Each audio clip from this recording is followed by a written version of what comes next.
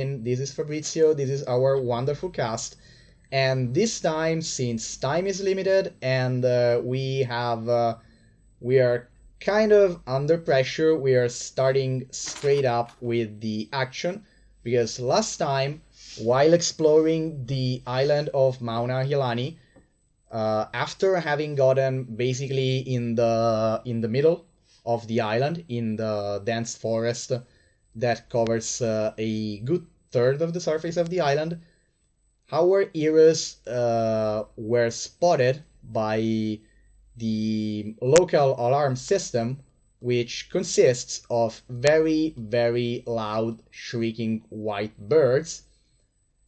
And sadly, while attempting to make a diversion, Ubo the Kobold managed to obtain the exact opposite effect and get the full attention of one of the screaming white bellbirds that were patrolling the forest.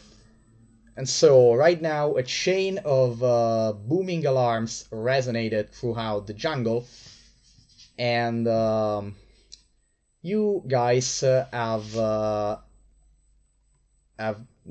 known, thanks to Saurian, which transformed back into its dragon form to inform you guys that currently the little red dragon wyrmling and a group of undeterminate number of other people are now converging on your location with presumably very hostile intentions. And according to Saurian's estimates, they will be where you are. They will be upon you in 1 minute, give or take a few seconds. The dragon would actually take far less. It could probably take 20 seconds if he really went at it.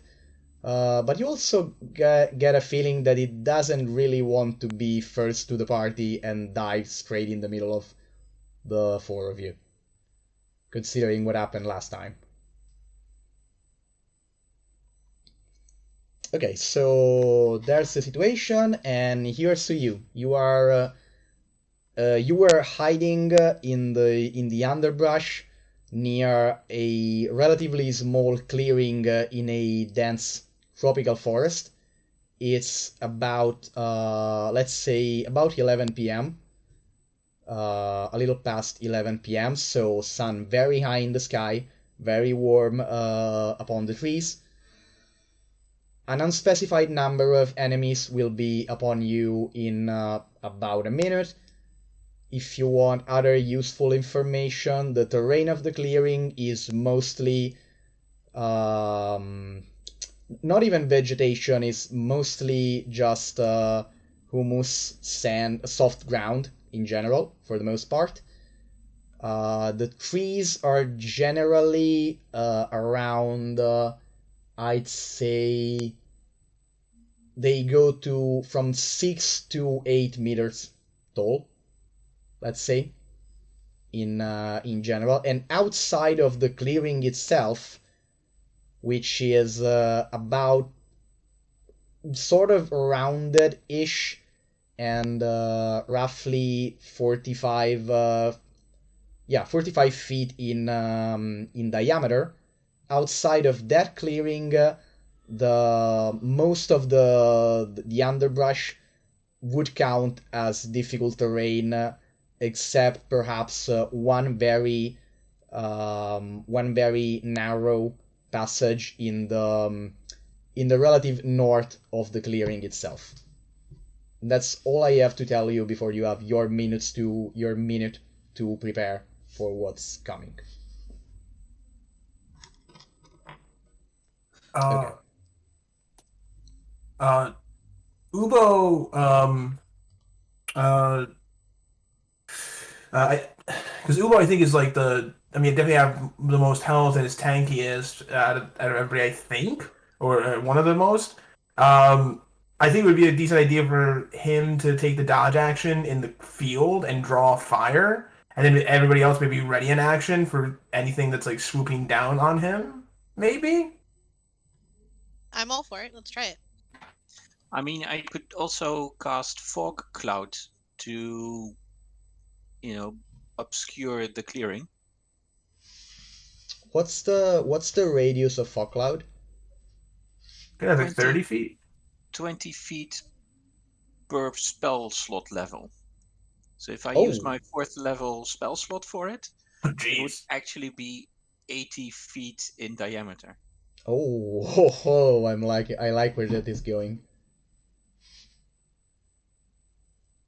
So it would actually cover the full clearing and if cast at the center, and an equally wide space around it. Because the clearing is Not 40 equally, feet. not equally. Sorry. I mean, the clearing is roughly 45 feet in diameter. Okay, so if I use a 2nd level spell slot, I could obscure most of the. Yeah, basically all of it. So depending on where you center it, you could leave just the edges uncovered, or you could completely cover, let's say, 4/5 of it, and a little bit to the sides. On Yeah, you got that. And unless I'm wrong, with Fog Cloud, no one even needs to make a stealth roll. They just can't see us as long as we're in the fog cloud, correct? I'm The checking area because is the area is heavily obscured. yeah. So which means the point is that it is heavily obscured for everyone though. Right. True. Okay, so if you, I mean, it's heavily obscured, so if you stay relatively close to each other, you still know where every one of you is within a sort of a few feet.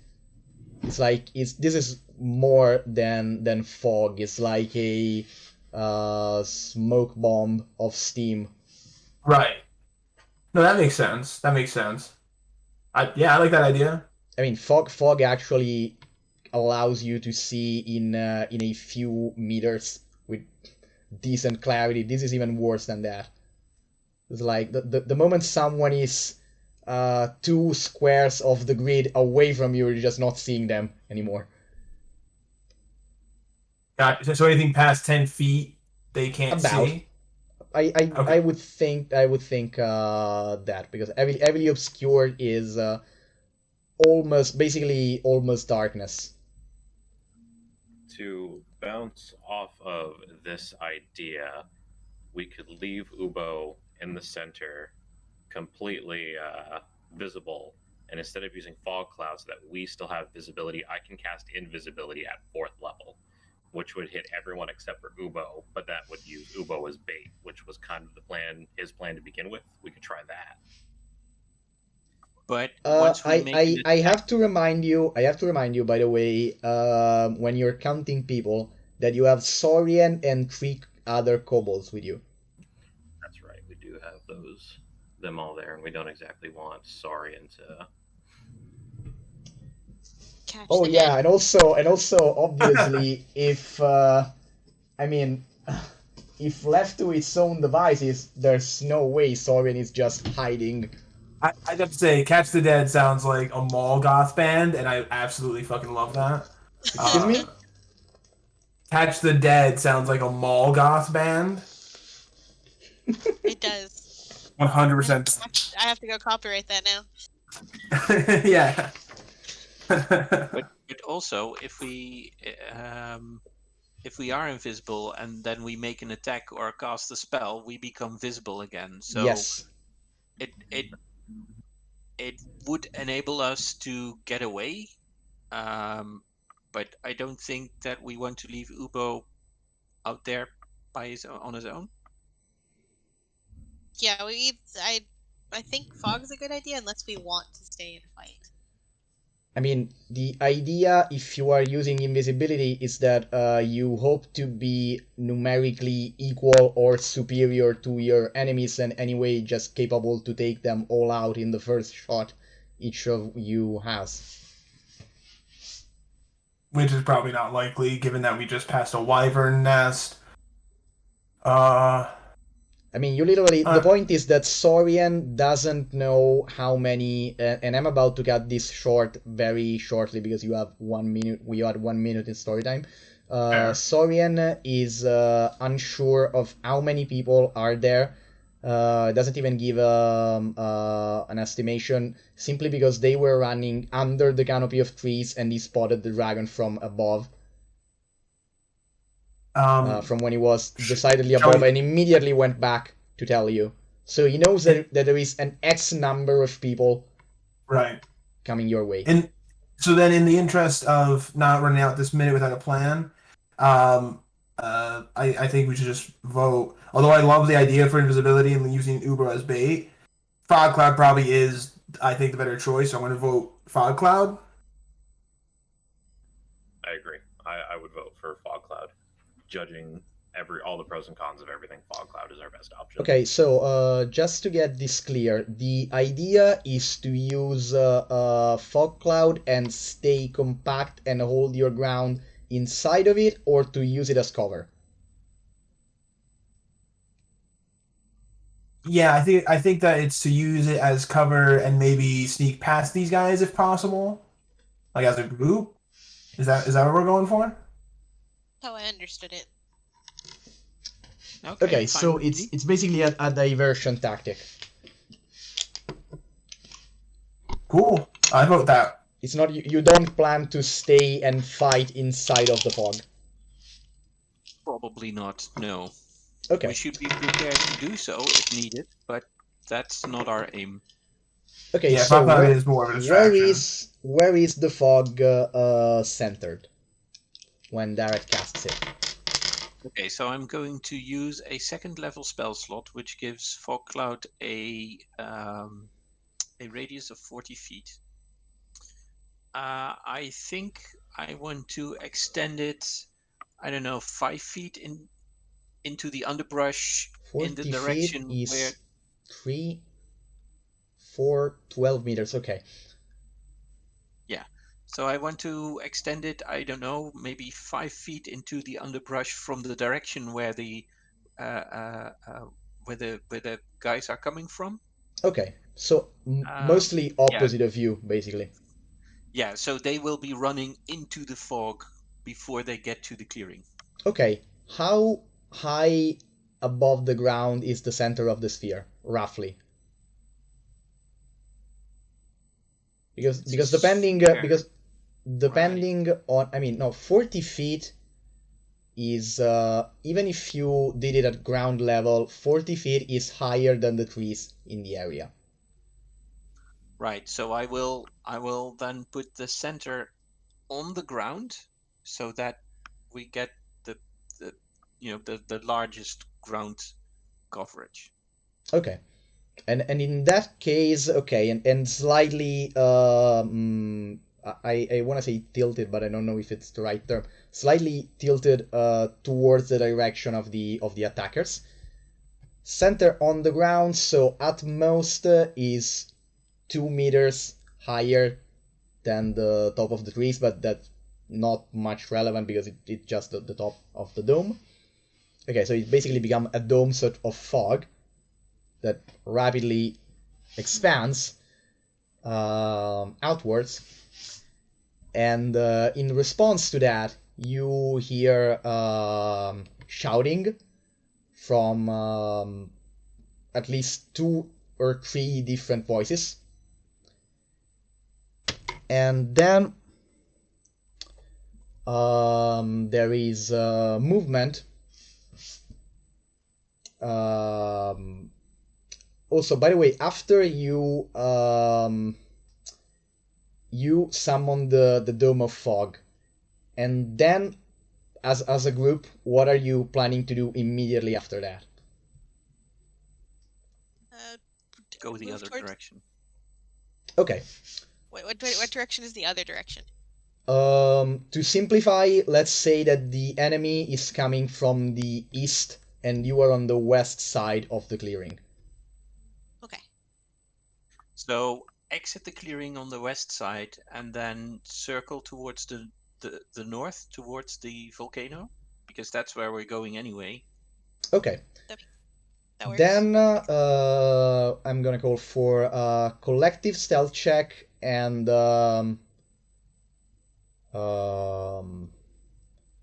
and yes, a perception check, because right now you are in the middle of something else. So stealth. No, and no, perception. wait. What I said actually contradicts the. It's actually contradictory. Just the stealth check, for every one of you. Duke. As for perception, in this case, exactly because you are not focusing on it, I should use the passive ones. I Oh, should come on, Ubo. curb I rolled a my 3 and a instinct. 2. Dude. I need to curb my instincts of continuously asking for active perception checks. Oh god. I have a +6. I rolled a 3 and I can't Okay. believe it, man. a 2. Okay, Oh so my god. let us. Fantastic. This one sucks I too. think Oh my +4, god. that's decent. But no. It's okay. We all Okay. know that I'm the only predator here. Yeah, Carnifax. First of all, Dareth realized, just on the shouting and general sounds around, Dareth realized, first of all, no obvious signs of you don't perceive, you hear wings in the air, but it's pretty clear to you that the dragon is trying to stay out of range.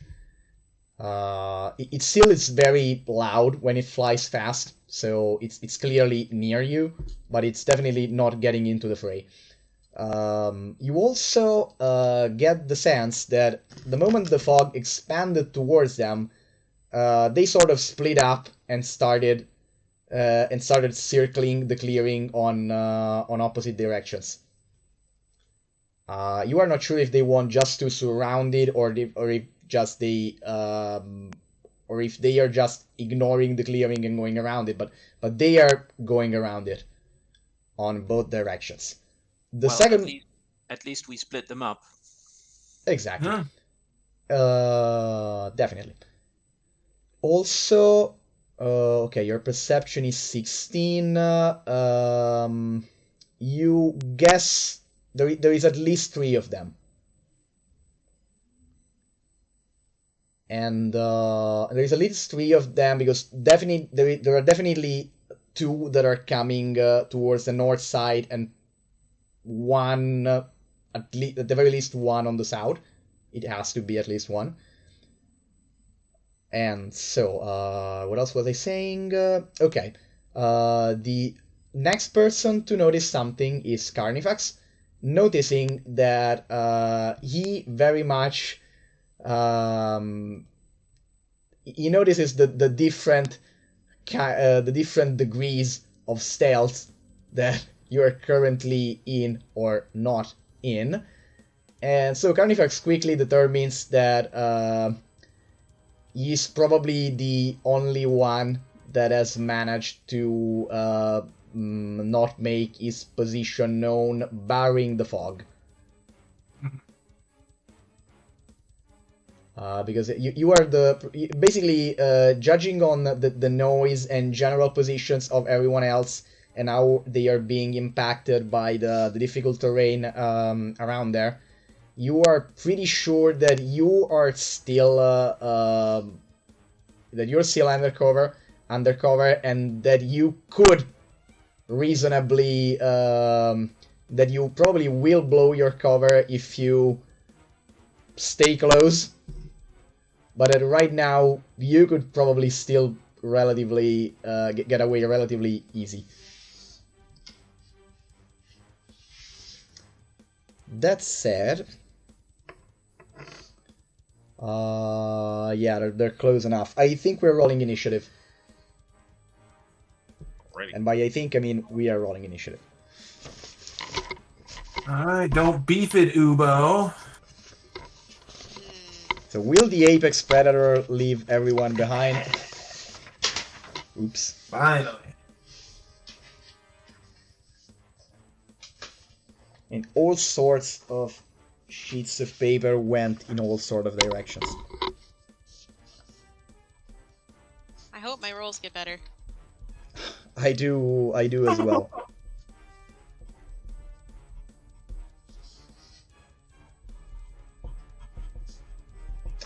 Wait a second, I need to make more than one of those. Okay. Okay. Oh, that was a good one. I want to hear that. Yeah, This you was a never want to hear bad that from your team. Just a bunch of dice, and ooh, that was a good one. Yeah, those were interesting initiative rolls. There Okay, we go. Give me hope. so we have Ubo going first. Hell yes. So what can I see right now? Especially considering that you are escaping through thick underbrush and you are less than a meter tall, not much. Gotcha. A whole lot of Um, fog and greenery and noise of people approaching. About that, you are pretty sure that I'm checking your passive perception. It ain't good. Yeah, okay. It's bad. You guess that there is no one in the clearing right now. Okay. Shoot. So we do know that they were trying to at least go around. I mean, you can probably guess that they did that. Dareth is the one that is sensorially certain of it. I think that what Ubo's gonna do is go. Can I go to like the edge of the fog on a side that Ubo would have believed, based on his perception, these people might be, and then just kind of hold an action? Okay. Which the trigger would be people coming up to Ubo. Okay. Okay, so the moment you see, I guess at this point, yeah, a creature coming into view. And what's the action? Unless it's one of my allies, which I will immediately recognize. Yeah, I will a attack. non-ally creature. Okay. You will attack with? That would be my rapier, because my bonus action is with my whip. Okay. Yeah. After you, let's go back checking your initiatives. Okay. After you, we have this other roll here. Okay, so I'm going to... Okay, the stealth check of Carnifax was that. Okay. Oh, good. Carnifax. Yes. While you were reflecting on the fact that you were pretty sure of being the only one that managed to save his cover, you get struck by a passing arrow. Rude. Yeah, pretty much. Especially since it's 5 piercing damage. Alright, 5 piercing. So just, I'm gonna guess... Okay, yeah, you can tell me where the arrow got you. Even though it's probably from the waist up. And it didn't plant itself. But it hurt.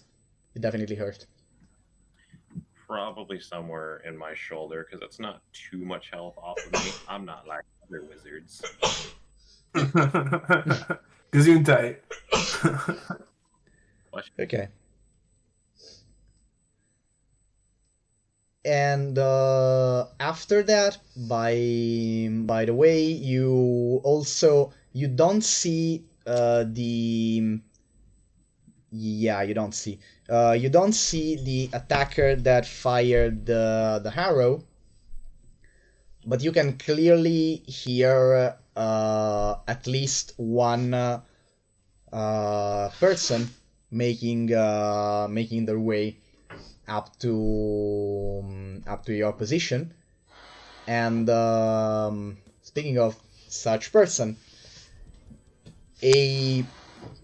presumably a man in what looks like a fully covering leather and bone armor of very, I say very, very exotic makeup relative to what you have seen in your life in general. Sort of comes bursting out of the underbrush near you. And sorry, I have to check because I had the weapon of this guy on notes that were somewhere else.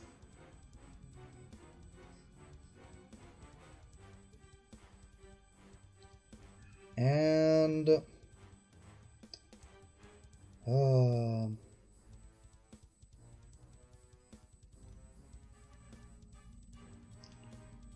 just 1 second.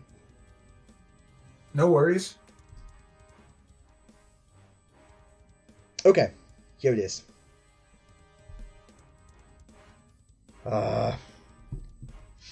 Okay. So this guy has what looks like a strangely shaped battle axe that is made apparently entirely of black wood. Even the blade.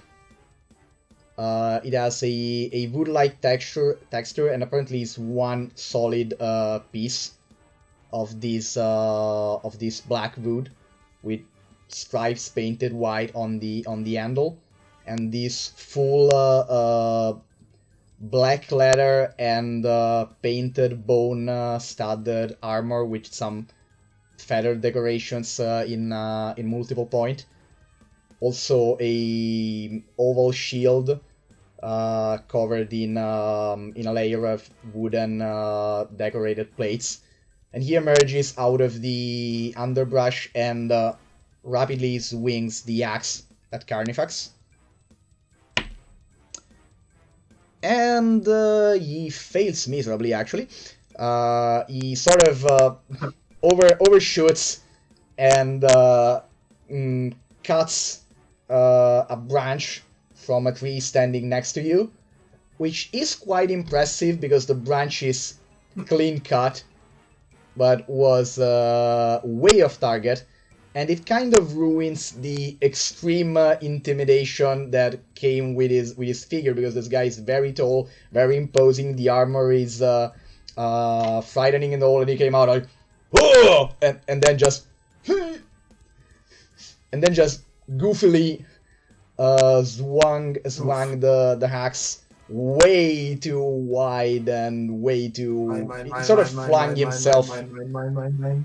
He regains his footing, composure, raises the shield, and readies the axe, and you sort of get the impression that whoever is in front of you is trying to appear a bit fiercer than they probably are.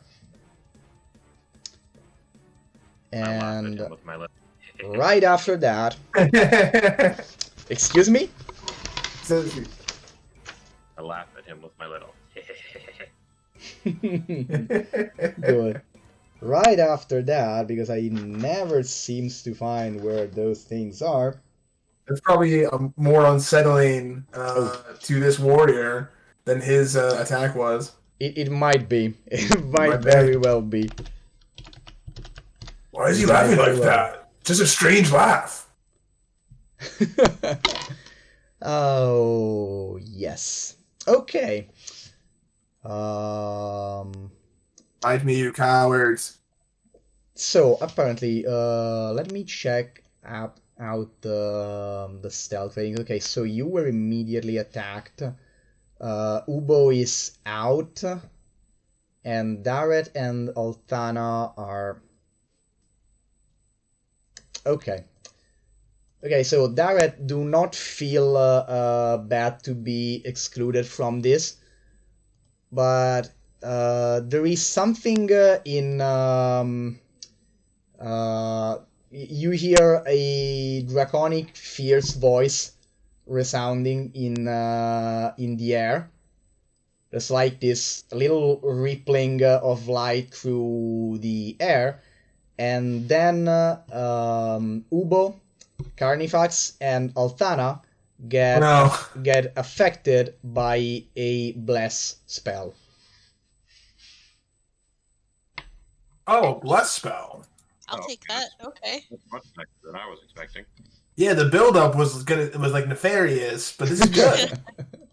No, that's why I apologized to Darret for being excluded.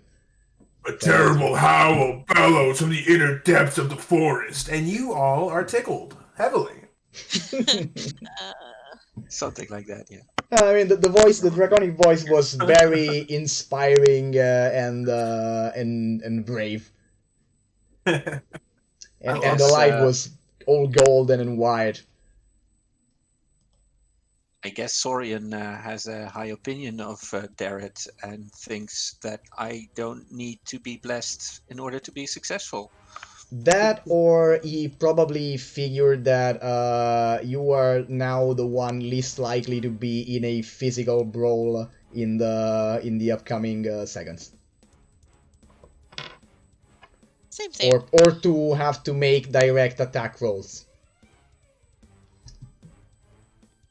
Okay, so meanwhile, by the way, after throwing out the bless, the voice is now in common. There is a flash of light, and standing besides Darret, back hidden on with the back on the tree, there is the familiar knight in shining armor that now looks at you and don't worry, I'll have your back anyway. Good. With hands ready to the sword.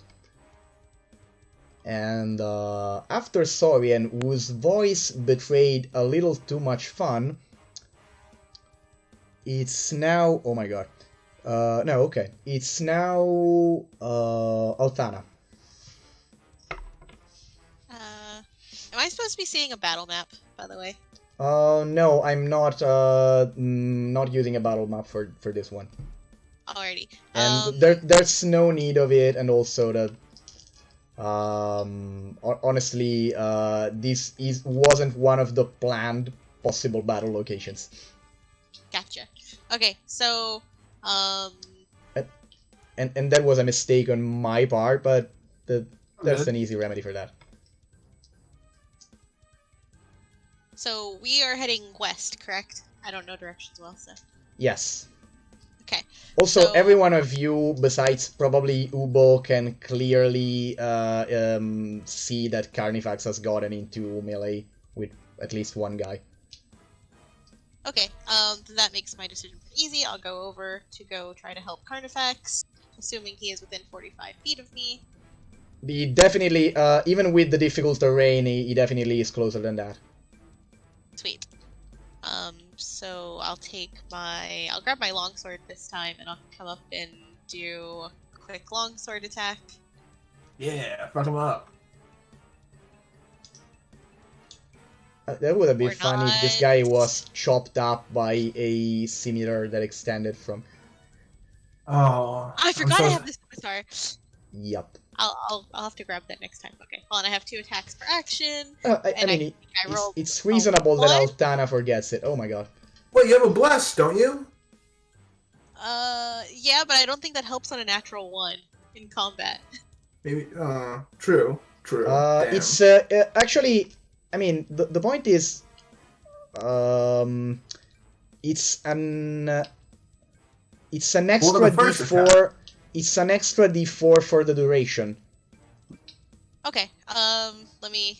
So, okay, by the way, with a roll of 10 and 7, it still wouldn't hit. But remember Okay. that. Gotcha.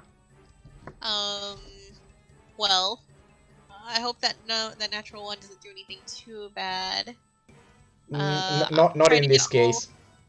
I'm gonna try to get all my bad rolls out of the way and do Flurry of Blows. And Hell yes. Okay, so basically, while this guy was staring Carnifax and trying to appear fearsome, Altana There just... we go. Oh, fantastic. Also with the d4, okay, this one hits. All right. Sweet, finally, one of them hit. Hell Okay. yes. So Only by the 5 way... damage, but I will take it. Okay, so this guy was regaining his composure against Carnifax, and Altana just blasted out of the underbrush and went 2 longsword attacks and a full aura anime style, basically. Yes, yes. The first 2 swings were parried, one from the axe, one from the shield, and then she just started kicking the guy. Like, Exactly.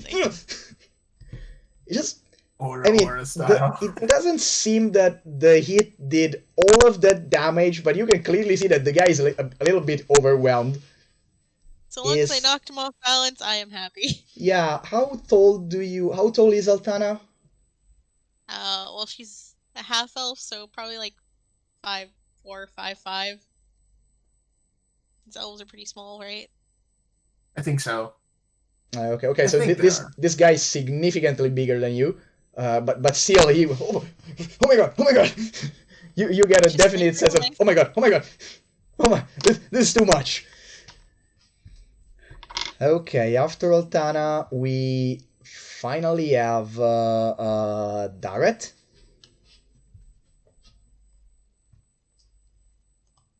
Yes. Hell yes. So I'm not immediately being threatened. Not right now. And right now, the only you are only in the vicinity of Saurian, because Ubo is far away, and I'm guessing Ubo's retainers are just trying to hide for the moment. Oh, for sure, because they're not technically, by the rules, allowed to fight. And they only have like 10 HP, so absolutely not fighting. Absolutely not. They're in the underbrush somewhere, very low.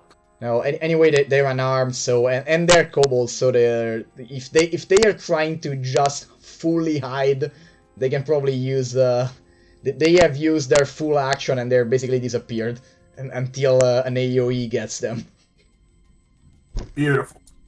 Okay. Oh boy, I hope that doesn't happen. they are functionally at one point Ubo realizes that they are nowhere to be found, and so does Darret. Awesome. Okay, go. Is this guy that is attacking Carnifax within 30 feet of me? No, I guess no. It's a bit more than that. I guess it is within 40 to 45. Then I will walk in that direction until he's within 30 feet of me. Okay. And I will cast Gust at him, one of my cantrips. Okay, Ooh. it's a strength saving throw, right? Yes. Yes. Strength 14. Otherwise, 14. he will be. Yes. Okay, it might. I mean, it's bulky. It's Is bulky doable. enough. Okay, yeah, he does that. So. Okay. Then nothing happens. He Okay. just keeps standing. Well, does Gust blow away fog, though? Because I think that fog cloud can be blown away with a strong gust of wind. Yeah, but the fog is not. The fog is not in the way of the spell right now. Gotcha. Okay, cool. So it's not blowing away fog. This is happening on the west, out of the western edge of the fog cloud. Okay. Okay, so the guy gets literally blown back for a second, but basically manages to hold down with the shield, and the body language is looking around very nervously. How many are they? How many are they? And why is everybody attacking just me? Okay, so after that, finally Ubo is about to get what he was waiting for. Yeah. Because actually one creature emerges from the one creature, or should I say one person, comes running out of the underbrush, and this guy is very very athletic, dark-skinned guy with almost completely bald, save for a very long braid. Oh, he's a monk. This guy's a monk. He's armed with a spear. Actually has some light chest armor and some covering, some relatively light covering around the waist, even though you can see a bit of skin. Shoulder pads, they have a pretty weird shape, but it does have that. The armor is very light though, and mostly on the upper part of the body, and basically he charges in with the spear, and as soon as he gets close enough to try and pin you down, of course you have your ready attack, your ready action. Awesome. Now I do have a question, and this might be a bullshit move that I'm asking to do. So tell me if it is. But I also have a maneuver called Brace, which it reads: when a creature you can see moves into the reach you have with the melee weapon you're wielding, you can use your reaction to expend one superiority die and make one attack against the creature using that weapon. If it hits, I add the superiority die to the damage total. Would I be able to, since I readied my action, could I also attack a second time with Brace, or is that bullshit? I think... no, a second time definitely not. I think Gotcha. that is Roots of Written is pretty much sure that the point is that technically, rules wise, you have one reaction and you can expend it either for the prepared action you already have, or for the brace. And the way brace is worded, you cannot apply it to any other you cannot apply to any other attack than the one that you make with the brace reaction. Gotcha. Okay, that's that said, given the situation, I think you cannot make two attacks, but I think it's perfectly reasonable that you can at this point use the maneuver, since it's a reaction-based attack with a similar trigger, instead that the action you previously prepared for the same exact trigger.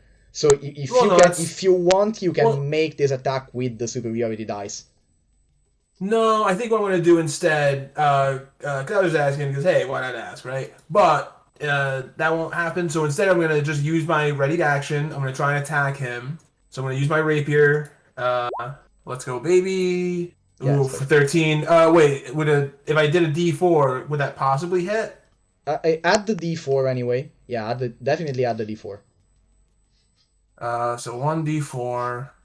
I have 4. Okay, definitely hits. Okay, so I hit him. That's confirmed. It's an attack action. I can still use a different maneuver. Yes, absolutely. So instead, you can use a maneuver that you apply on a regular attack on this one. So I'm gonna roll for damage real quick. Okay, 10, and then I use disarm to disarm him of his spear if I can. He has to make a strength saving throw, DC 15. Otherwise, he loses that spear, boy. Okay. 15? DC 15.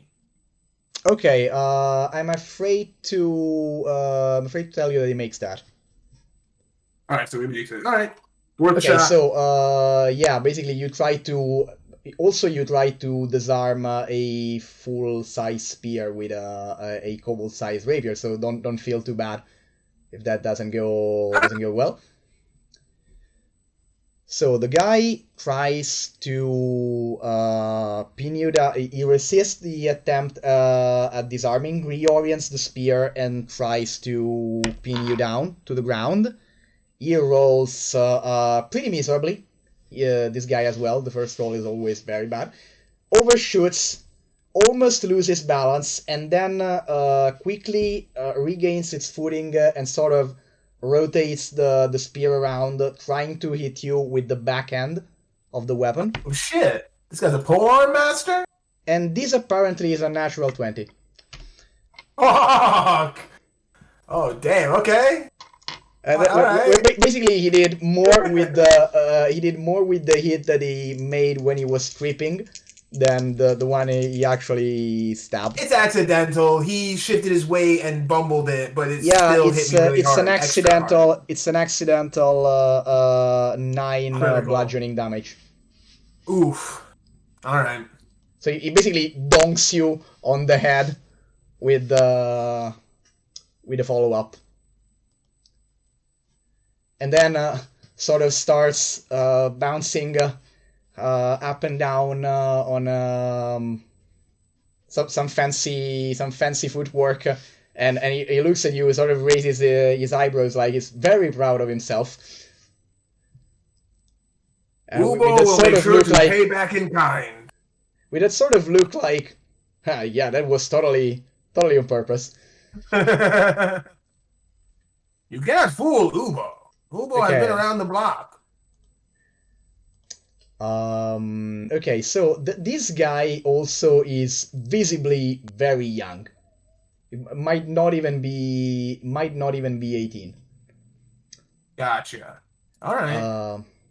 Oh, by the way, this is about who's engaging you in melee.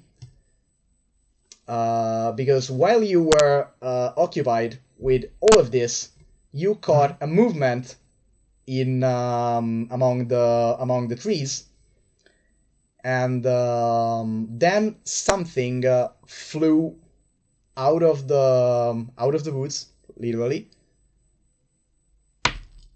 And okay, that's shitty. Okay, a couple of objects fly out of the wood. What's your armor class right now? 17, sir. Okay, 17. Okay, so the first almost hits the spearman. Sweet. And the second actually gets you. All right, so what do I take? It's slightly blocked by the armor. I mean, it hits you fully in the chest plate. And okay, it's 3 bludgeoning damage from what seems like a rotating disc of presumably wood reinforced with bone, what seems like bone on the edges. It's a disc similar to the one the one Greek athletes, Olympic athletes would throw. This has been used as a weapon. Yes. And you didn't see who threw it, but you're pretty glad that you have a metal breastplate, because and a magical one at that, because this would have left a sizable dent otherwise, probably. Ooh, shit. All right. So, for reference, the other disc that missed you is now that missed you and the other guy is now embedded into a nearby tree. Ubo clocks this, but says nothing. Okay, so after that, we are back to the guys attacking Carnifax on the... Oh no, we're actually we had an initiative 20 Ubo. We're back to Ubo. Oh hey. I get to respond. So the spear guy, I 100% see this dude, right? Absolutely, is literally within melee range of you. Okay. So I'm going to try attacking him with my rapier. I'm guessing a 19 hits. I'll... Just a second. 19. Before you had hit with. Okay. Just wait a second. Sure. 19 would hit, but there is a successful parry on this guy.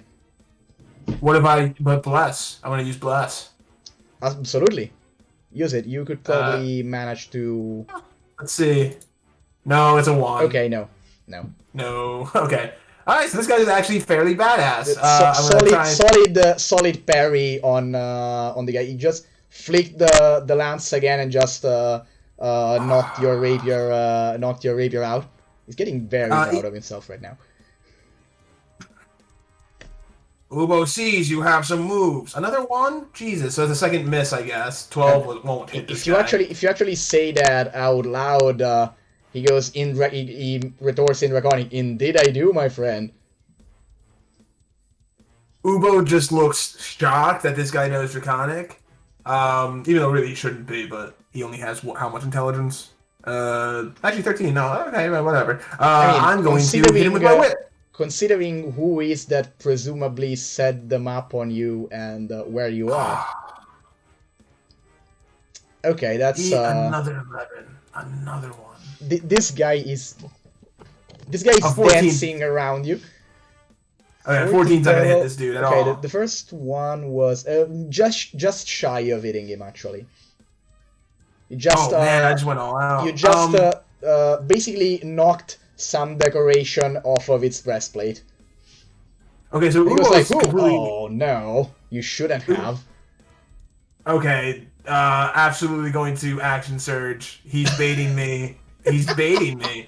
I have to. That's another 2 attacks I can make on this guy. Oh my god.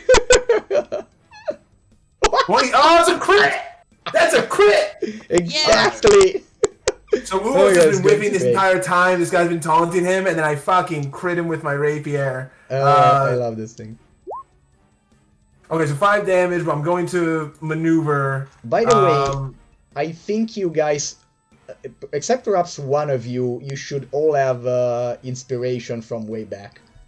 Yes. Oh yeah. So there's that. I'm going to do tripping attack now that I've actually hit this fucking guy, which makes a DC 15 strength saving throw. I'm hoping he beefs it. Barely beat it. Barely beat it. Oh, okay. So how I do much him damage, hard. by the way? Just 5 with the crit? Yeah, just 5. Well, because it's 5. Because when you crit, I use house rules in our game, so I forget what the actual rules The is. rules are that you double the dice, so you can just make another damage roll and add it. Gotcha. So you would roll an additional 1d8. Exactly. So I'm just going to do that with the end game. Yeah, you do not re-add the modifier. Gotcha. Okay. That's just going to be 6 damage for the first one. Slightly underwhelming crit. Slightly underwhelming. A 19 would hit. Absolutely. Beautiful. I'm going to see the damage on that. So unless Ubo is jumping with a breastplate armor, I'm guessing you are piercing his legs multiple times. Yeah, just all like lower abdomen, leg stabs, and then I'm gonna do another tripping attack on this guy. Okay. So let's see if I can get that. And this one gets him. That's basically. I'm gonna guess after the crit, he sort of almost fell, jumped out on the way. You get him in the leg again, and flick the blade out of the wound, and this gets him onto the ground. I would like to say that in this one, I like pull back the tip of my rapier like a fucking slingshot, and I jump up and I just let it go on his nose, and then he just falls on his ass completely. Ubo is just gonna say back in Draconic, to underestimate Ubo, Ordo, would be a big mistake. And then that's going to be his turn completely. The guy falls on the ground, and you think you hear something that is like, I guess. Okay, then after Rubo, back to the attackers of Carnifax, as I was saying. First we have the axe guy, which is now, he now sees Darret, and also, so he sees Darret, and he is surrounded by the two of you. Altana is the one that managed to actually hit him, and also managed to attack 25 million times in one turn. Oh, so, is he flanked? I'm not. Probably he wasn't, but he's probably gonna be if he doesn't get out of the way before the end of its turn, which he might not do depending on how this goes. Cool. Okay, so he tries to swing at Altana, and the first hit is miserable, a huge overshoot, and oh my god, the second is as well.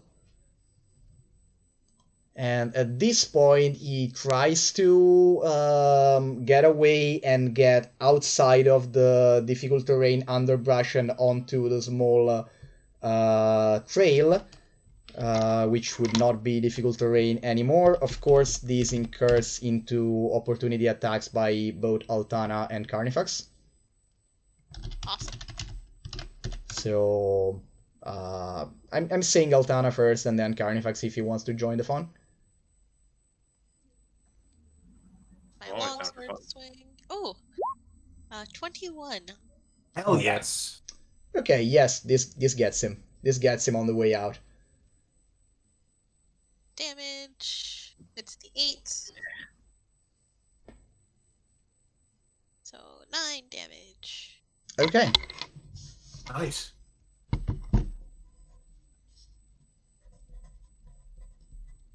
Okay.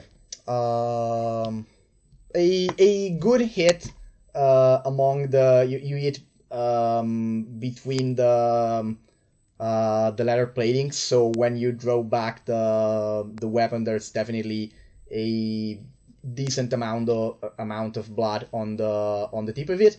He just grunts without saying a word, and it's Carnifax's attack as well. Let's see how that goes. If he's you used the dagger and that it was okay. That was an attack roll. Okay, good. Okay, so he definitely sustained the injury, but also managed to get back into the trail and move a little bit further back on it, which still does not put him out of Altana's range. Probably is going to be a little bit harder for Carnifax to reach him physically right now. And also, after this, once again, the hidden archer from before is going to fire. But this time, what comes out of the underbrush after a bit of rustling noise is not just an arrow, but a streak of orange fire. Just there is a thwack of a bowstring, and there just a line of flame comes out of a bush aimed at Carnifax. Fun. Oh my god. Why is every one of these NPCs' first attack roll a natural one?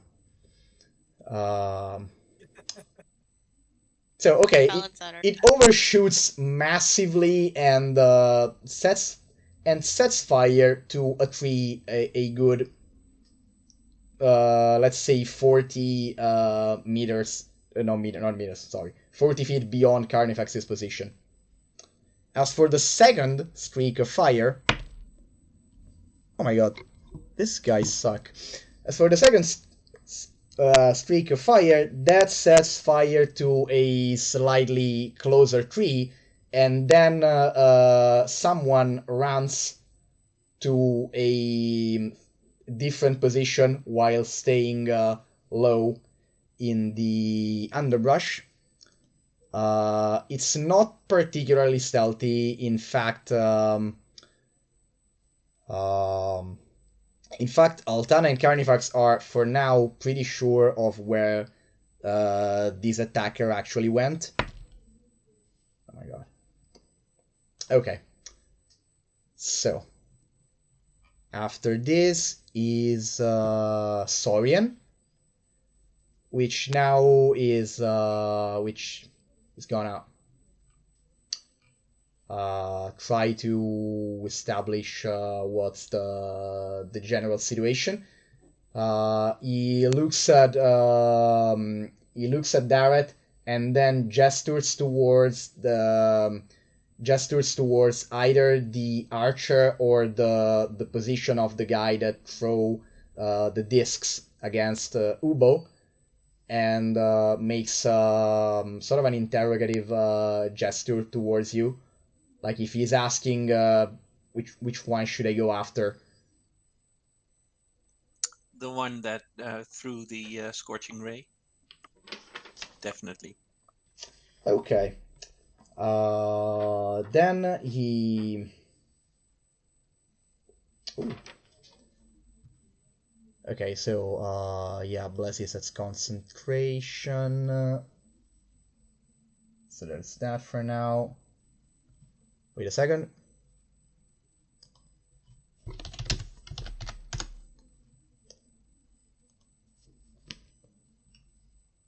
Oh.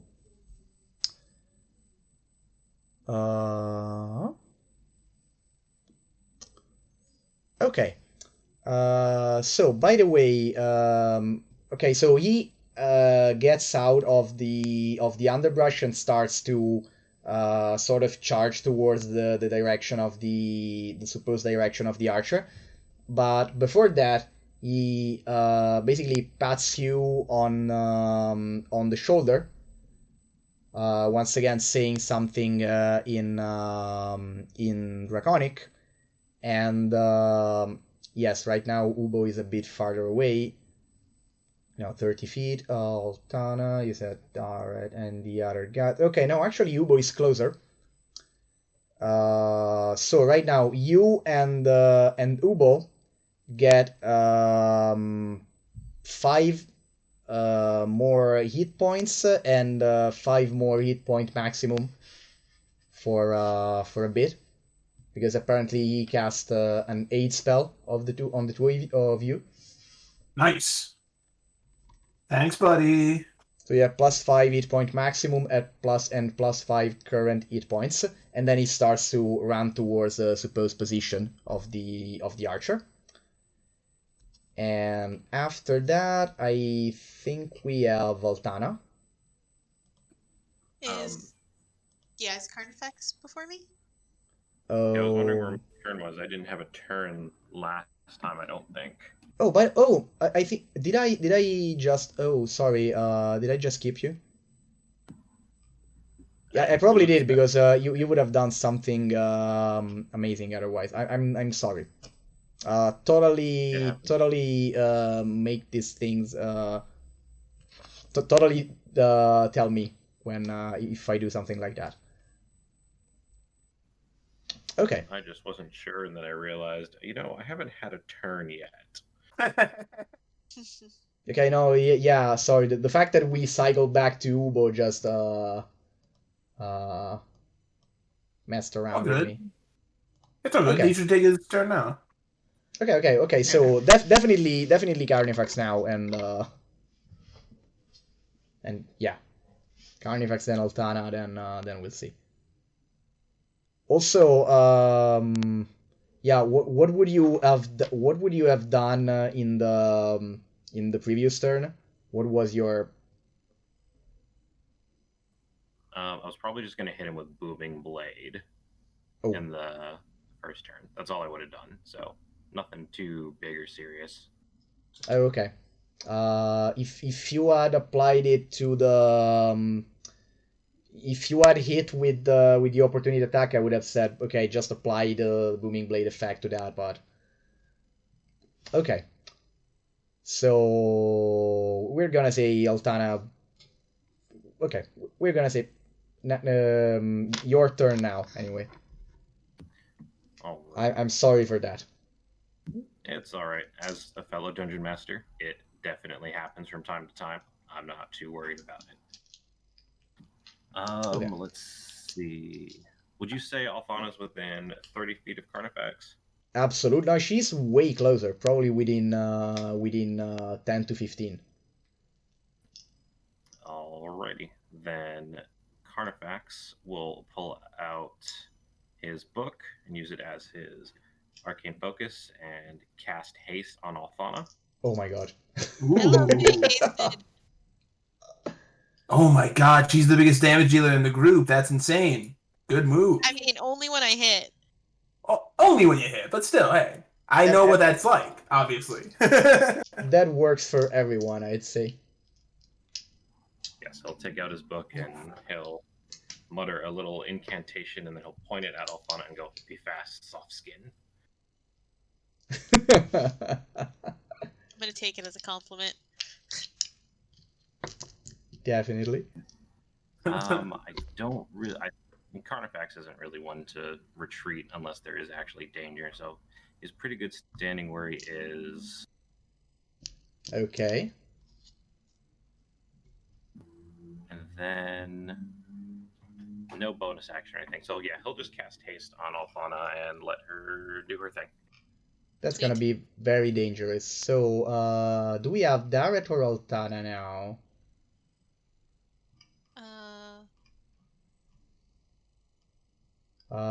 I think we have Altana. In initiative, yes. Yeah, I'm last. Darret is actually the last one of you. Oh, okay. Alrighty, so that that guy's still in range, right? Oh, now that you are hasted, yes. What's your normal full speed? 45. Okay, so it's wow. 90. So it's that's 90 like feet. 10-ish There's meters. yeah, there's difficult terrain around, so but if you use your full movement, you can probably get to where the axe guy is, and then if you wanted, you could get at about 20 feet from the supposed position of the archer. Within 20 feet. Hold on, let me find my stats for my scimitar. It's on my phone, hopefully. So if you want, I think that darts go to that range, even if perhaps it's their long range.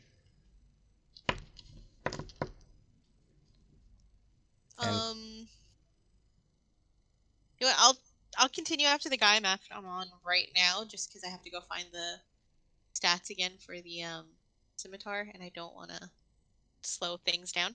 So I'll continue after the guy that me and Carnifax have been fighting. Okay. Do we still have Bless up, or did he drop that to cast something else? No. Aid is actually not concentration based, so Awesome. he's still keeping up Bless. Okay. I will, since I have my longsword in my hand, I'm not going to slow myself down, and I'm going to make 2 swings with it. Was my camera not registering that I am a moving being? Let's see here. I guess I have 3 attacks with that, Oh my god. so... This guy's gonna die so bad. Do I need... I'll roll a d4 for that 9, because I don't remember what his... So that 9 is a 13. The 9 doesn't hit. The other 2 do. Gotcha. Nice. So here's damage for those. Okay, 9, and you already did a 9 before, if I'm... No, it was a 6. No, it was also... Yes. Oh, there it is. So Nice. a 9 and a 10. Oh my The god. second one seemed like it took a bit to come through. So 19 total damage on those. How's he look Hell after yeah. that? Oh my god.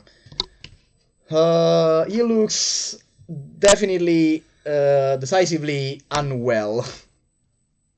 But not dead? This is the No, This is the axe guy? no. This is the axe shield tough guy. Weenie. He's a weenie. So He's a weenie. is alive. Also, definitely literally on his knees after the second attack. Oh, he's on death's door, yeah. You can So you can close. tell me what kind, if they were crusts or slashes, but basically you were literally too fast for him to put up any kind of significant resistance, besides at one point sort of pressing the shield the closest he could to its vital organs. Hell yeah. We're killing everyone? Are we killing everyone? Is that what's happening? Ubo will spare the young one with the spear. So at this point, the guy is literally on its knees. Shield. The shield is quite large, by the way. The shield that covers the entire front of his body, pressed strong against him. He's using the axe actually to stay on his knees instead of falling down. Looking up at you. I mean, up. It's so tall that it's almost it's not looking that much up. But almost all of his face is covered. But you can also see you can just see his eyes, which right now they strike you as both brave and very fearful, and in a way they strike you as looking very, very young. I'm going to Flurry of Blows, but I'm going to aim to knock him out instead of kill him. Oh my god, you Hell still have the yeah. flu. Okay, great. Of course he does. Monks, baby. So there's the No, first. I just didn't realize. Sometimes I didn't realize how many actions. Oof, that hits. The 9 won't hit even if I go all the way up. But the 19 hits, I think. Okay, just wait a second. Unless he has a parry okay. still. No, not this. Wait, 19 is the Flurry of Blows. Okay, the first Flurry definitely hits. Awesome. For 7 damage. Okay, it's I don't know if it's a kick or a punch of something else, but straight donk to the head, and lights out. Perfect. It's just what I wanted. So it just blocks a hit barely with the shield, and then you just sort of go, yeah, bonk. And down he goes. I'll look over in whatever direction I think Ubo is and just go, I think they're all young. Maybe we should just knock them all out. Ubo believes this to be the truth and is what he will do. So Perfect. after this, I think that we have Darret of you, but before that, it's actually a thing that's going to happen, which is okay.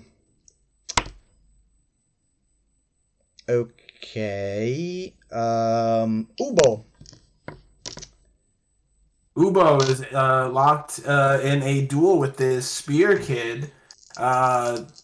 Gotta do my 3. No, the reason why I was speaking to you is sadly not because it's your turn before Darret's, but because actually you and Saurian are now the only 2 people that are actually in the clearing, visible in the clearing. So Oh no. you are the target of the 3 magic missiles that are going to rain down Oh no. just now. Alright. And since human form Saurian has never been seen by a certain Blood Dragon up until now, while Ubo was definitely a menace, since if I remember correctly, you're probably the guy who hit him with the ballista, among other things. Also you cut off the tip of his tail. So 2 of those magic missiles have your name on them.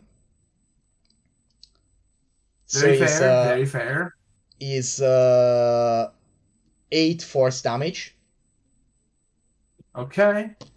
And the next one hits Saurian. And Saurian just gets it on his way towards the underbrush where the archer was, while these 2 streaks of reddish energy rain down on Ubo, and then the flying figure that launched them gets out of sight, flying low over the canopy. Oof, he's playing smart now. He got real fucked up last time, so he's playing real smart. All right, that's fair. Okay, now it's Darrett's turn. Darrett is going to look for this Scorching Ray person and trying to find him. So I have to get into the underbrush. The guy moved after he shot. Yes, it definitely moved.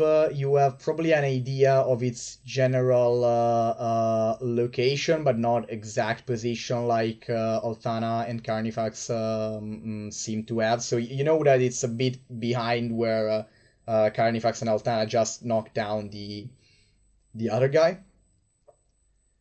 And so can I move into that direction and maybe roll a perception to find this person? Yes, absolutely. Yes, absolutely.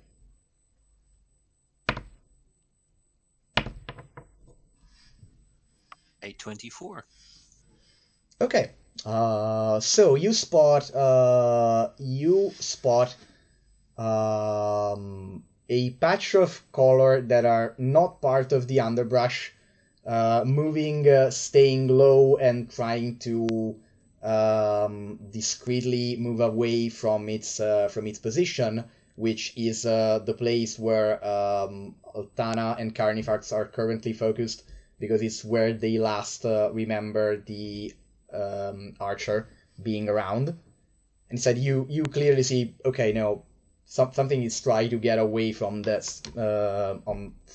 spot. I know how to talk again.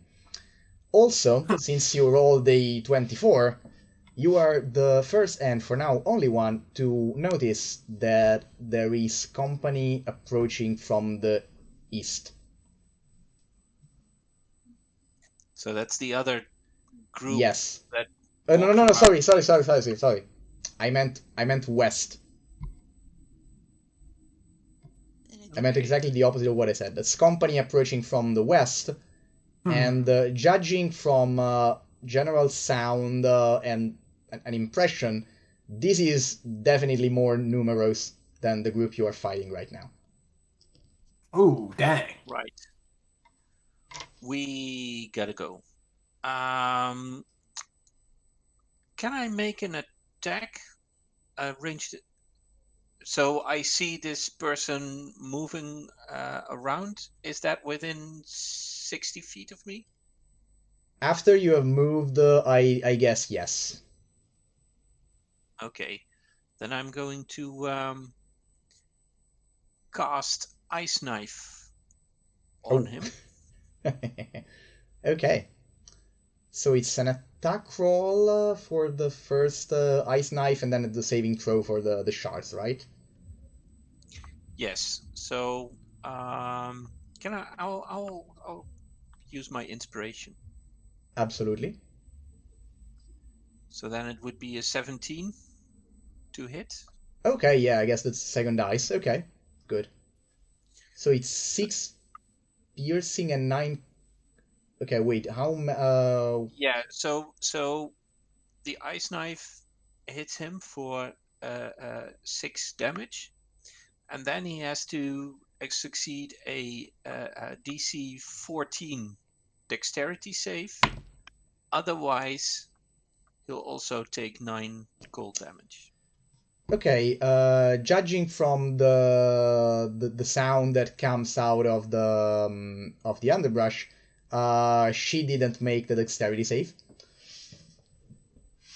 And so after the explosion of ice crystal amongst the vegetation, there's this figure that jumps out of the underbrush, and this is this woman. She as well very much she as well brown skinned, very light clothes, sort of feathered archer bracers and bow and quiver. The hair is so bright orange that is very likely dyed some way, and she sort of jumps back. She has ice crystals a bit all over the place. What? Takes a look at the situation, and Altana and Carnifax that are very much near you, and that are very much near her, and you just cast the ice knife. Saurian that is running towards her and has drawn his sword, and then she sort of instantly crouches, and then springs like about 10 feet straight into the air, grasps a particularly robust branch, and lifts herself up around the branch, and she's now on top of that tree with bow ready. Okay. And after that, I think we are back to Ubo and the spear guy. Cool.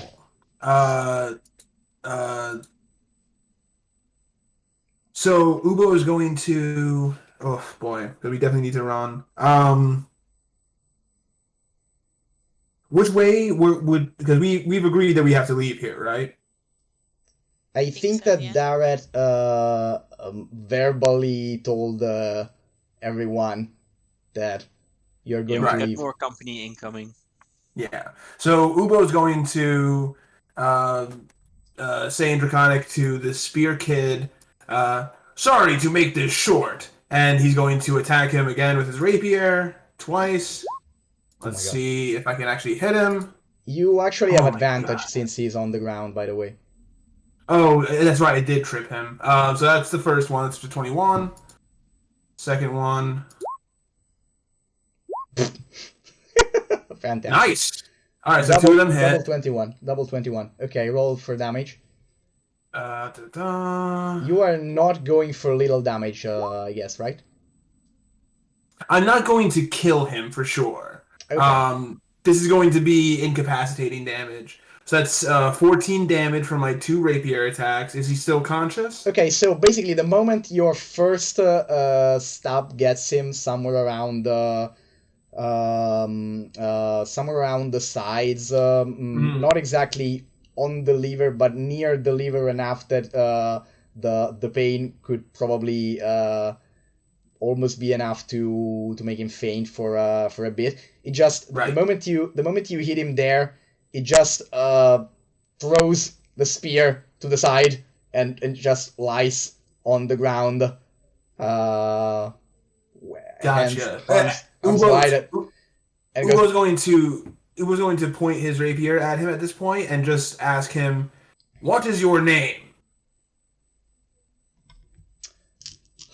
he breathes heavily, and He looks at you and goes, "Warrior, my name is Kalie.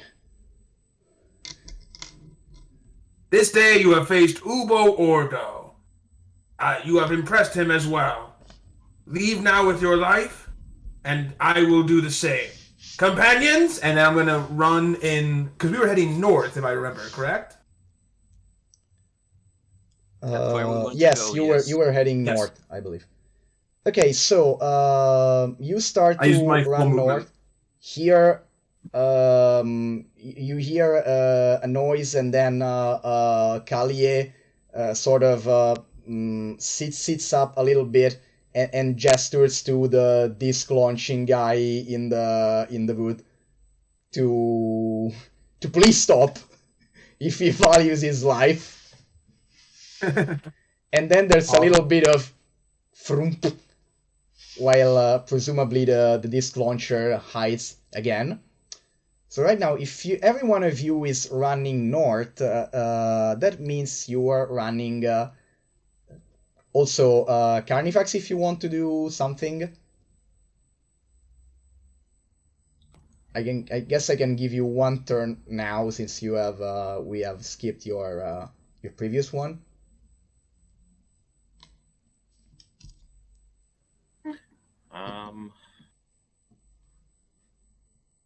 No, I think I'm good for right now. Okay. So, running the archer on the tree is not exactly standing in your way, but it's in your general direction. But anyway, when the five of you start running north, and she realizes that she's on a 4 meters high tree against all of you, which do not lack ranged options.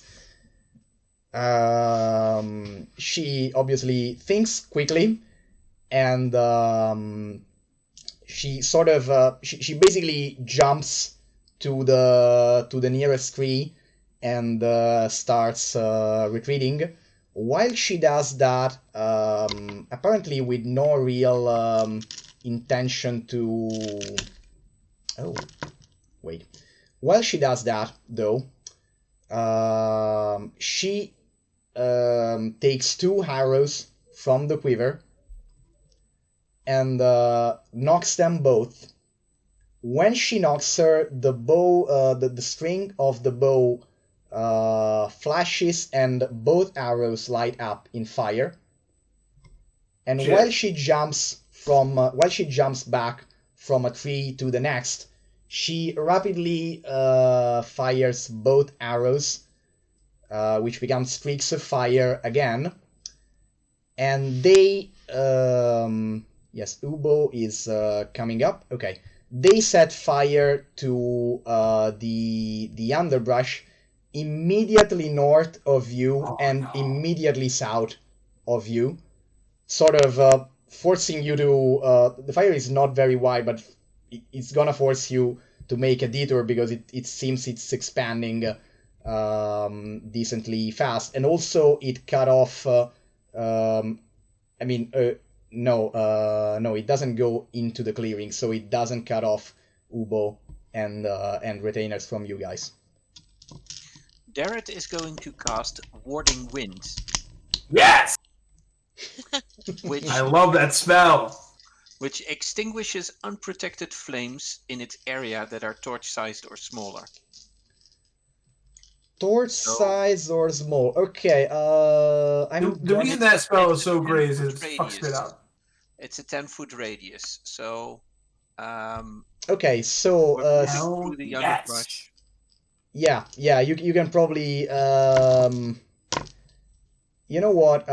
You're gonna make yes, you can pass right through it right away.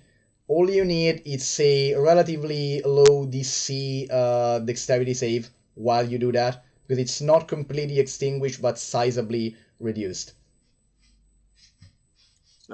So I have to do a dex saving throw. Dex save to go straight through it instead of taking your way around the weakened fire. Okay, so that's gonna be 4 fire damage for people who don't make the save. Oh, so we all need to do the next save? Yes, everyone that is going for the fastest available route. Hell yeah, I'll take that. I mean, Derek Altana is could going to be right now. A quite hasted insane. Altana could probably jump over it. Does Bless affect dexterity saving throws and stuff like that? I Yes, you forget. have +4 on the save. Okay, so I'm gonna add that. Uh, T 13. might need that as well. T, you have advantage on your dex saves. Oh yes, you have advantage on You're your. right. You're right. I do. Thank you. Honestly, considering that you are hasted, you can probably literally jump over it. Just in case, I'll roll anyways. Okay, so bless, advantage, and all of the rest. So basically, Altana waltzes through the flame. She sort of like goes, "Ooh, it burned me!" Oh, joking. Okay. So yeah. Oh no, it's so hot. So okay, everyone but Darred passes through unscathed, which is kind of ironic. Sorian sort of abandons all pretense and just flies over. So you are running through the running through the forest, and behind you hear a female voice going crap in Draconic. And she probably was around 17 or 18 at most, apparently. Okay, just a sec. Okay, so right now the shouts from the north are getting closer, and you are also hearing roars of frustration from generally above your position. But once again, the dragon shows no signs of coming down. So it's behind you, and from the west there is shouts in Draconic, people asking what's happening, saying to someone yells to look for the younglings near the fog. Someone says get them, stuff like that. And okay, it's time for everyone to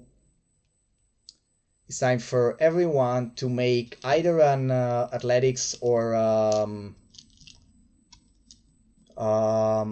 acrobatics check. Acrobatics. Yeah, depending on how you are exactly going around. No, I'll do acrobatics.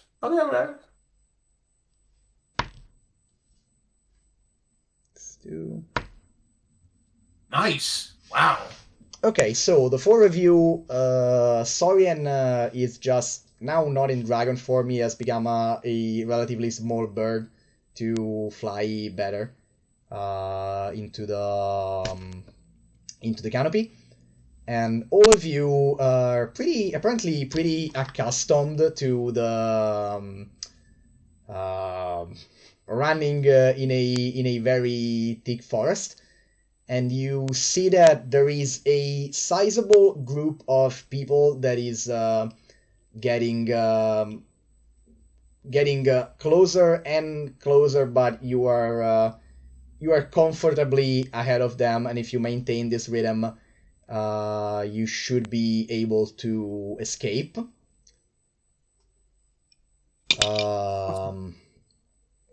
Okay. So, back above you, once again, dragon roaring, very much unhappy with what just happened. a voice, someone with a quite the booming voice, tells you, sort of, yes, basically orders you to stop right now. I don't think you're carrying very much. No! Yeah. Did you I actually bet answer? yours. Did you actually answer? Ubo, yeah, Ubo for sure will answer and say, no! Okay.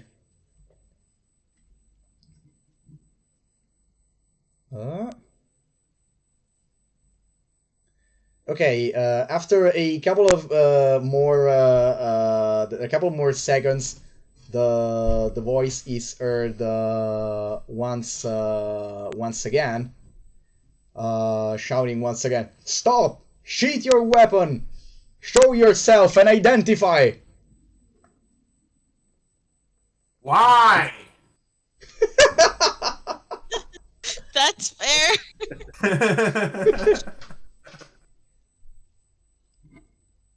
Okay, why here? You are on our land! You are on the land of the Queen! You are on the land of the Queen and the land of the Koarahi! Stop right now if you don't want to fight! I mean, they can stop and there won't be a fight. So, yeah. Definitely. That is a kind of reasonable request, though, guys. You don't think we should stop to hear them out? All of them while running. Yeah, we're full running. I'm just picturing Whoa! a hasted Altana. Oh my god, how much does haste last? By the way. I think only a minute. 1 minute. So I'm about to fall on Okay. my face. Yeah, Here. exactly. In Fair. in less than a minute, in about 20 seconds, Altana is gonna drop and stop anyway. So unless, I don't know, someone picks her up. Are you sure you guys don't want to stop and hear him out? Falls on face. Depending on how much Altana weighs, Saurian can probably pick her up in human form. Hey, that would Oh, be God. no, but that would be perfect because then he has his hands full, so he won't get into any trouble. Okay, so that's what happens if you keep running. Yeah, I'm all for it. I was picturing I hasted I'm for it. after I was picturing the elderly guy shouting that, Darrett making his observation while running and panting, and a hasted Altana, which is so fast that he can circle around the group while she runs with you, saying, "I think this is a good idea," but like accelerated, like if she had inhaled helium. "I think it's a good idea. We should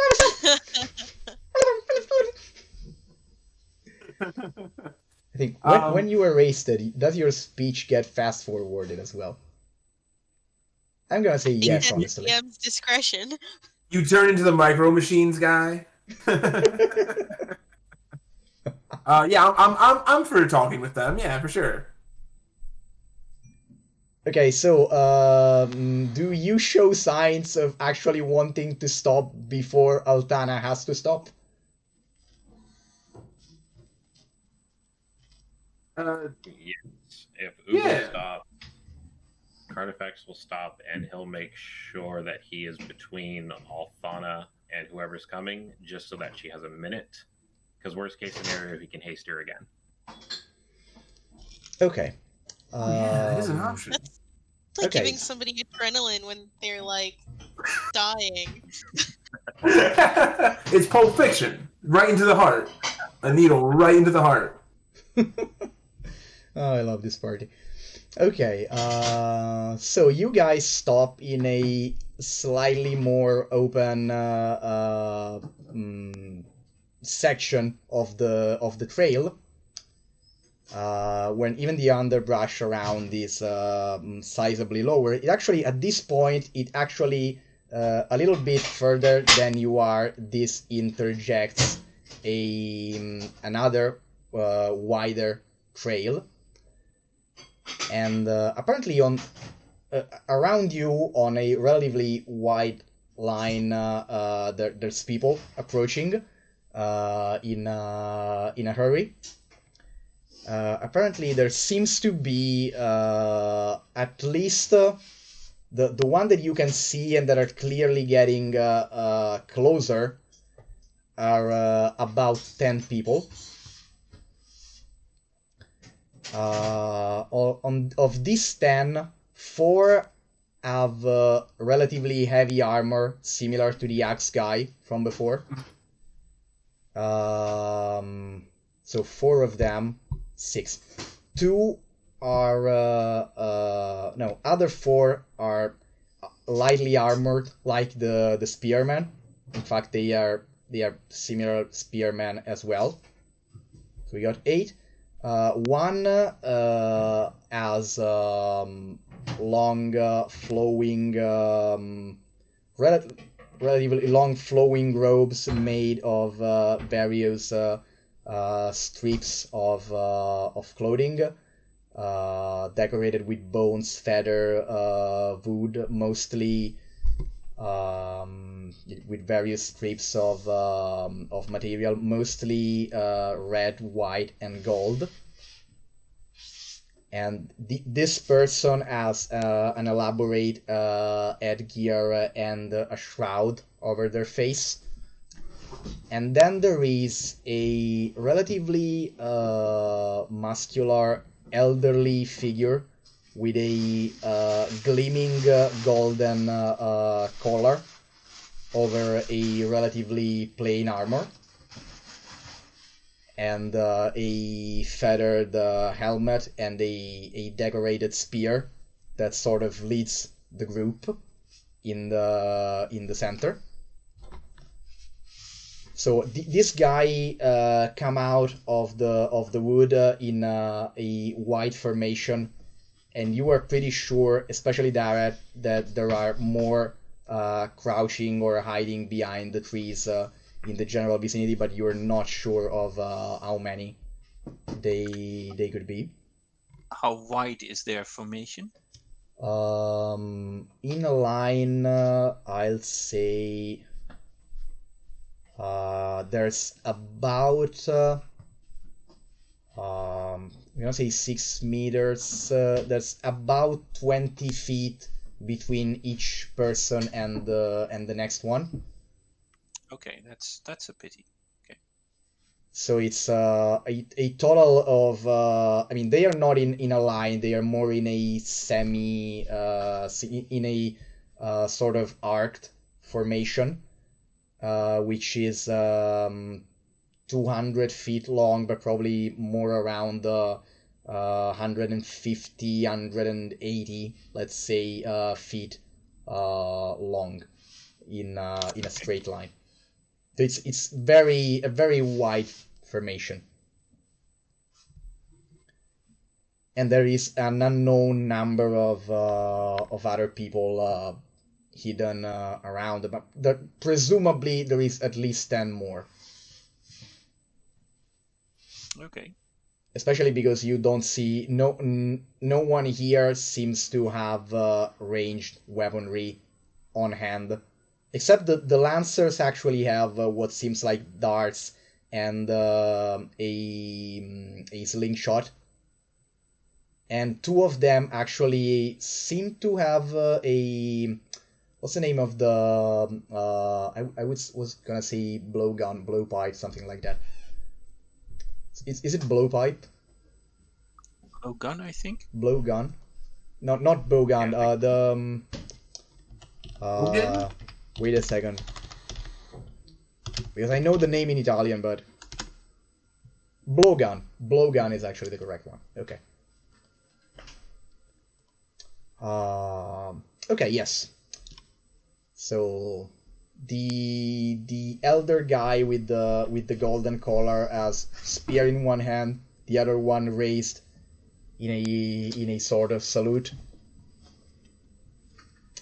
He makes a subtle nod, and everyone else in the formation is in a position halfway between on guard and standing. So they are not immediately on guard, but they are not at rest either. Okay. Good thing we didn't kill any of them. Probably Yes. yes. Okay, so he So- speaks. Oh, excuse me, Ubo. Please go. Yeah, he was just gonna say, so, what are you... What did you want to talk about? Hmm? Salutations. I am Chieftain Hokuahi, and you are on the throne of the Scorcher Queen. What brings you here, visitors? Because I hope, sincerely, that you have come in peace. Who believes our actions have shown that we do not mean to permanently harm any of you? We Would have you not say, Okay. would you not say, Kaliue? Kalie is probably not right now in range of this conversation. Kalie? Kalie! He Oh, must not be here. so I've seen you have had a little clash with the youngs. I hope they are all alive. Ubo would not hurt an innocent, neither would any of his companions. By the way, this guy is speaking in Draconic. I Oh, yeah, can't I'm fully- understand this. Oh shit. Yeah, I'm fully speaking Draconic right back. As soon as Ubo found that young spear Calloway was speaking Draconic, he's been doing nothing but. Okay, great. So Altana is the one person that doesn't understand it, right? I believe so. Real Okay. quick though, are my retainers with me? Did they run with us? Or are they still behind? Yeah, at one point they probably caught up with you guys somehow. I would say that I would tell Tokpa, would you mind kindly to let Althana know what we are saying? So that he gets his interpretation of everything. At this point, the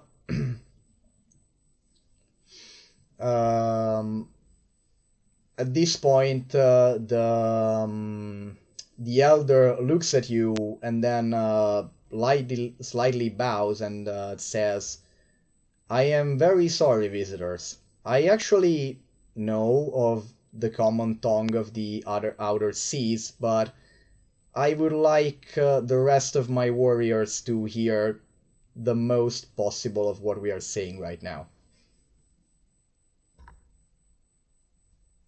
So Understandable. Tokba and everyone else are gonna rely to Altana, the general gist of the conversation for now, but the elder understands common. At least he does.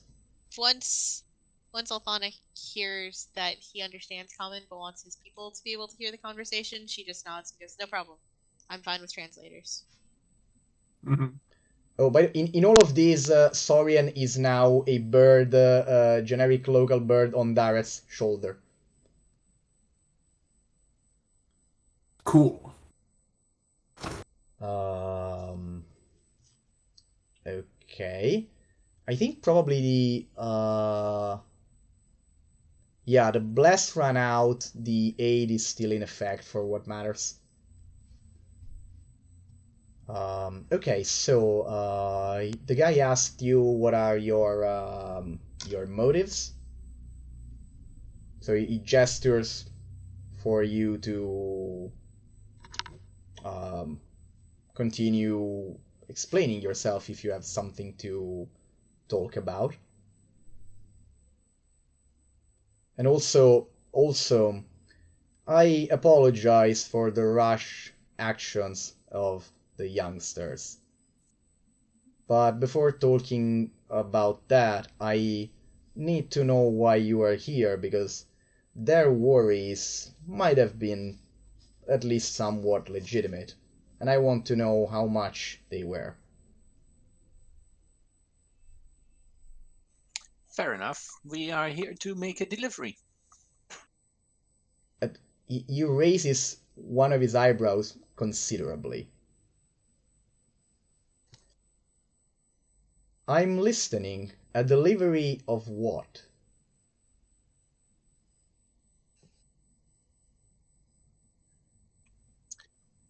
Some tribute to the Scorcher Queen.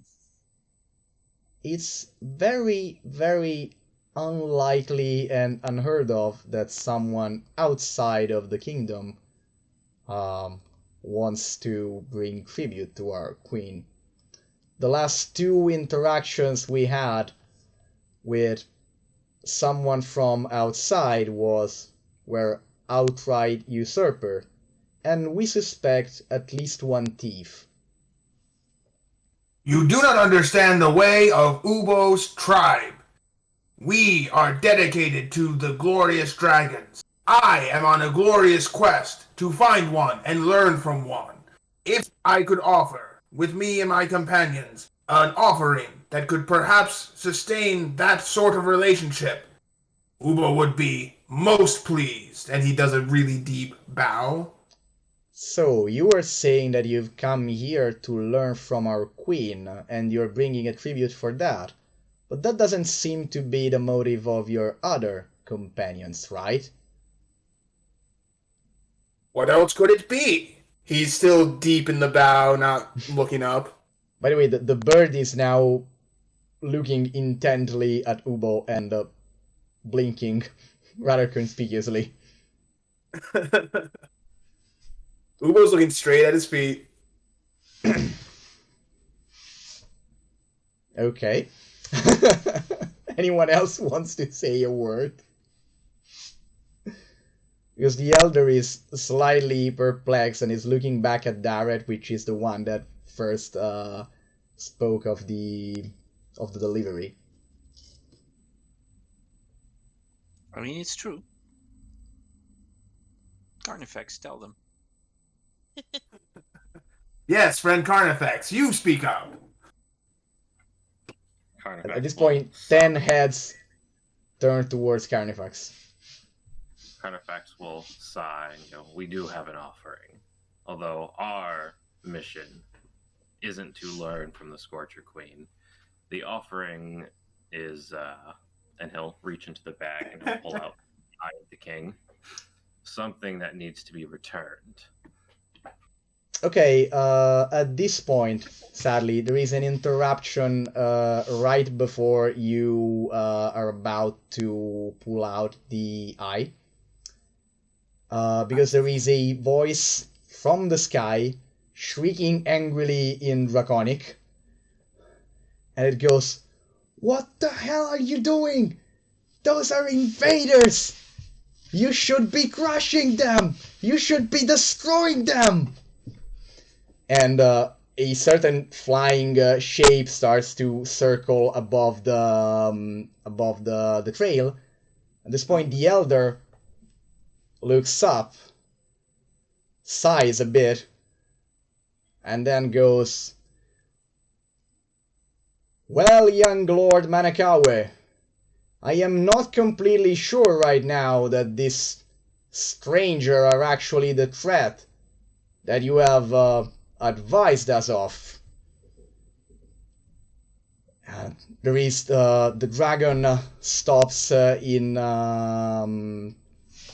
him flying in place for a bit, roars, and then goes, "You are all a bunch of traitorous, ungrateful, unloyal scum. And if you cannot do your duty, if you cannot do my bidding, then I know who will. If you have no spine, and if you have no pride, then Anasaheri will take care of them." He flaps his wings, and then he starts rocketing in the air towards the south of the island. And at this point, there is visible agitation among everyone of the locals. And then the elder looks back at Carnifax and he goes, "Okay, show me what you were about to show me, and do it very quick." Carnifax will curse the little dragon in Draconic and pull out the Eye of the King. Okay, there is a general gasping all around. The elder turns visibly pale, and he gulps a little bit, then looks at everyone, you at Carnifax and all of the others in the eye. "You were telling me that you have come to give back the Eye of the King." That is exactly what we are telling you. Then, okay, Darrett or whoever wants to convey, make a persuasion check. I'll help whoever's making a persuasion check because Ubo ain't good at it. Okay. Neither is Derek. So the higher charisma here is probably +0 anyway. Help Alright, action. we were a rough-looking bunch, weren't we? Yes. The higher charisma is Altana with +0, I think, and perhaps Darrett's the same. Yes. I have a +2 somehow in persuasion. That can't possibly be higher than anybody else's. So Then Ubo, take it away. I have a +3 in persuasion. Okay. That's her. Aldana. Okay. Then you make it with advantage. Collective help of everyone else showing their determination. The combat classes? Fantastic. Okay. I mean, she's a noble. Oh, that's why she has +10. Plus, Hell yeah! Okay. So the 18 is. So Altana, what did you do? What was your quick action or response that was so convincing towards the elder? What was the last thing he said? Sorry. The last thing he said is basically he asked for confirmation that you are sincerely here to give back the Orb of the King, the Eye of the King.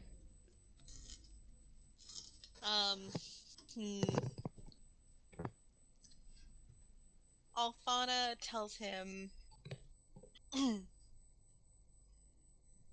well, if we weren't here to return it to you, we definitely wouldn't go waving it around in your faces. Apparently, you say it in a way that sounds very inspiring instead of slightly passive aggressive, but convincing nonetheless. The elder nods and then goes, "Then do it, and do it quickly. Run north on the mountain, reach the cave on the northeastern flank. It should be the shortest way to the throne room. Do not disturb the queen. Absolutely. Your life, and probably, yes, your life is now at stake.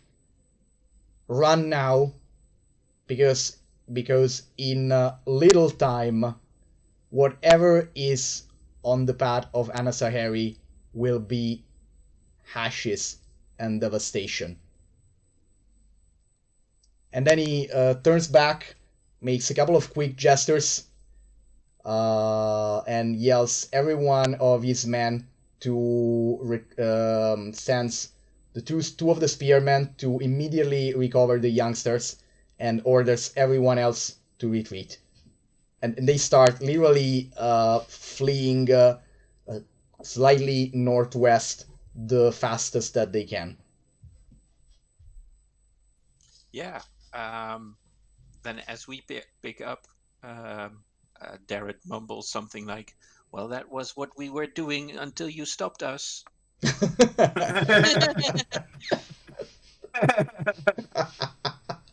Well, the point is that probably if a certain shitty dragon brat wasn't around to get involved, you'd probably have had an opportunity to have a more peaceful solution to the matter instead of running for your life toward a volcano.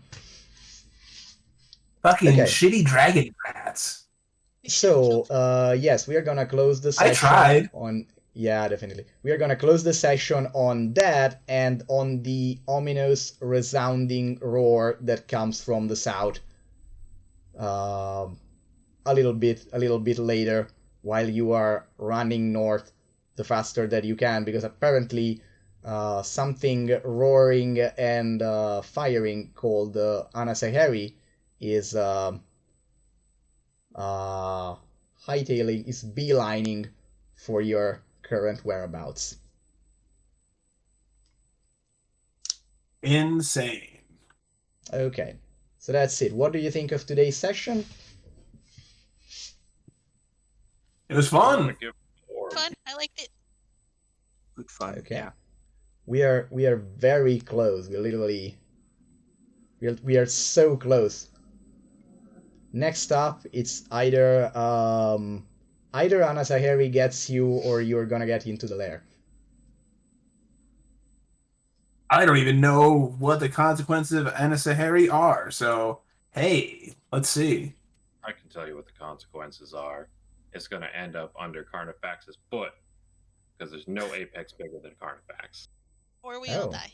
We're definitely gonna know about that. We're definitely gonna know about that next time. Especially since I now, at least Darret starts to, while you are escaping, Darret starts thinking back to what you found a few hours back into the forest last time. Those large saurian footprints.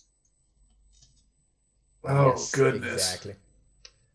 Also, Goodness. the elder said very specifically hashes and devastation.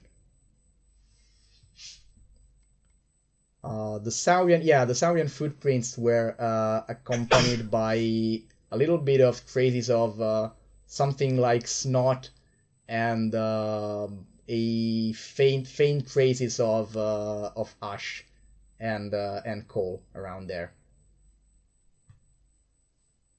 So yeah, there's that. Something that Carnifax estimated to be around the Spinosaurus sized, by the way. Right. Oof. So Pretty huge big. size. Excuse me, Altana? Oh, I said that's pretty big, right? That's pretty. I'm gonna tell you exactly what range are we talking about. There's about 40 feet ish at to tip of the tail. Okay, that's pretty big. Yeah, Damn. definitely. Hey, but that fits right in a ice storm. Oh. it's exactly the diameter of Sleetstorm. That's gonna be fun. That's, Jesus Christ. Just saying. You- Just saying. Wait, And you if said it's 40 feet? Excuse me? You said 40 feet? I said presumably around 40 feet nose to tip of the tail. That's 7 of me.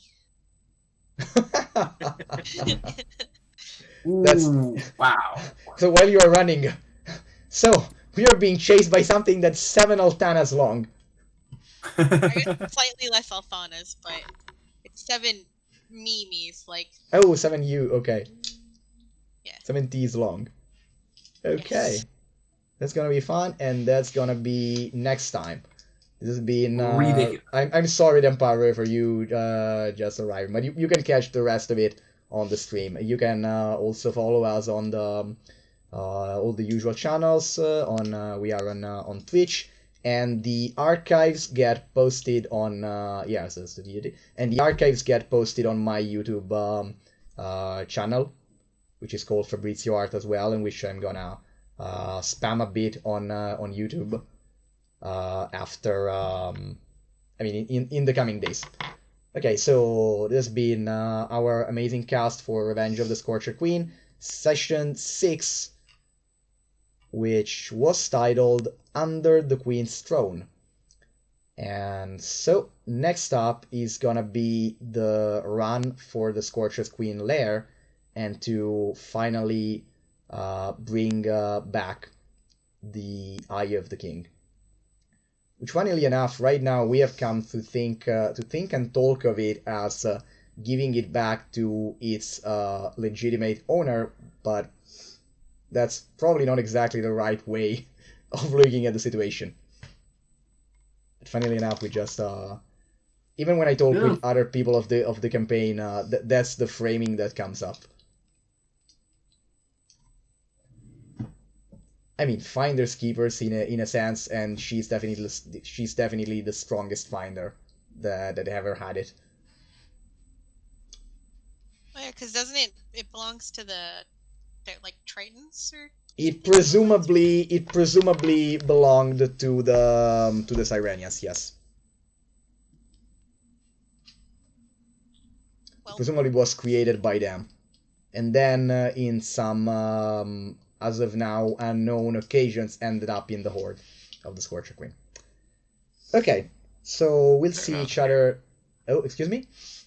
I said, well, they're not as scary as a dragon, so... Absolutely. Fair. That is the Carnifax Apex Slow. Truth. Absolute truth to that. Absolute truth. Okay, so we'll catch each other again next week on Revenge of the Scorcher Queen. This has been Fabrizio and the cast. Bye bye, good night, and good afternoon to everyone. Streaming is off.